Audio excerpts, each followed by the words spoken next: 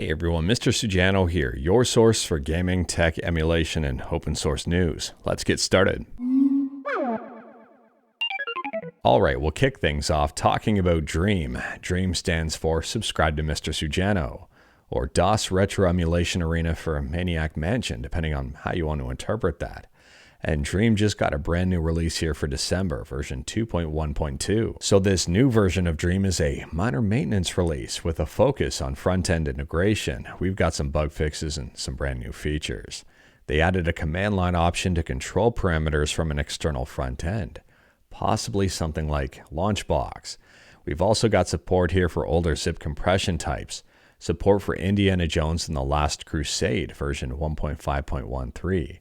They added support for Indiana Jones and the Fate of Atlantis in Japanese, Secret of Monkey Island in Spanish, and Jedi Knight in French. Although DREAMM is not open source, it is 100% free and it's worth checking out. I'll drop a link to it in the description below. Next up here, we're quickly talking about PS4 and PS5 dumping.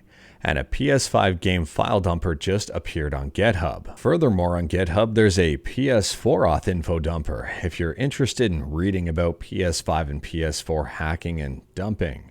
I'll drop these links in the description below and feel free to check them out. Moving on, and we're talking about Grand Theft Auto 6 and a bit of a controversy. A few days ago, Rockstar unveiled the GTA 6 trailer.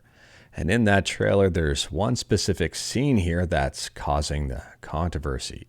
If you can see the person on the right of the screen, there's someone in real life who's saying this character is based on them. So the person in question appears to be Lawrence Sullivan, who may be known as the Miami Joker.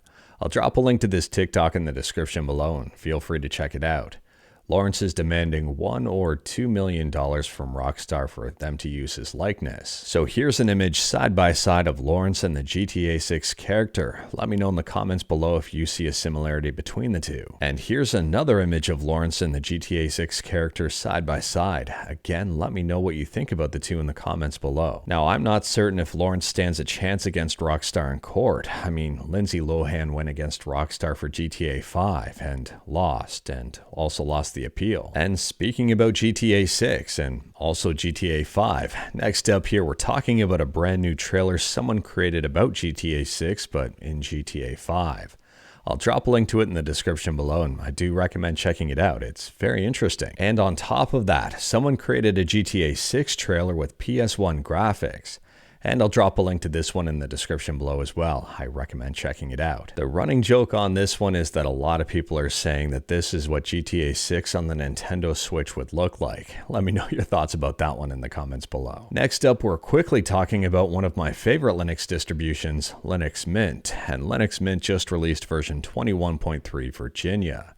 This is a beta release, but 21.3 is going to be an LTS release, and it will be supported until 2027. So for what's new in 21.3, there's going to be some updates here to the TV viewer, which is called Hypnotics. You can now set channels as favorites and even more. 21.3 is also shipping with Cinnamon 6.0, and there's a brand new add-on here, or spice, called Actions.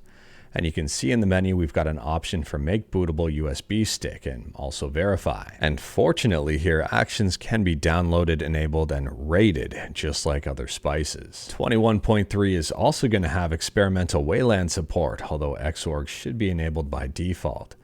And on top of that, there's even more stuff. I'll drop a link to this blog in the description below. And last up here, we're talking about Nintendo Switch emulation with Yuzu. And if you like to play Tears of the Kingdom, well, you might like this update. So as of mainline version 1646, they added optimizations for parsing and building ROM-FS. In their internal testing using an AMD 5950X, they reduced their boot times in The Legend of Zelda Tears of the Kingdom by 2.5 seconds. And last up here, we're quickly talking about Qualcomm and a Snapdragon 8 Gen 4 rumor. Now the Snapdragon 8 Gen 4 isn't set to release anytime soon, sometime in 2025 I think. Anyways, here the latest rumor is that they're dropping small cores altogether. Now, I would argue this rumor, or even just flat out guess, isn't too far-fetched. I mean, Snapdragon has been reducing the small core count generation over generation.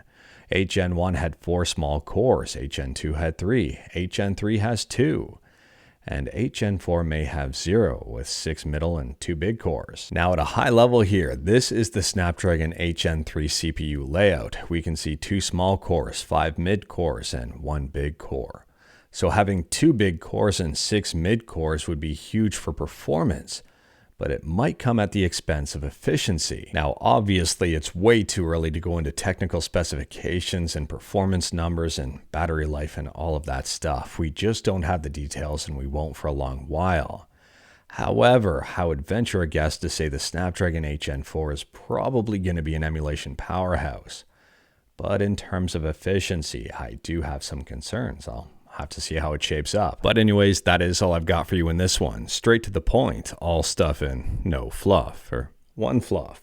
We talked about a bunch today. Let me know your thoughts about absolutely any of it in the comments below. If you like this video, leave a like. If you didn't like this video, leave a like. Hit that subscribe button, check out my other videos. Don't tempt fate, save your state.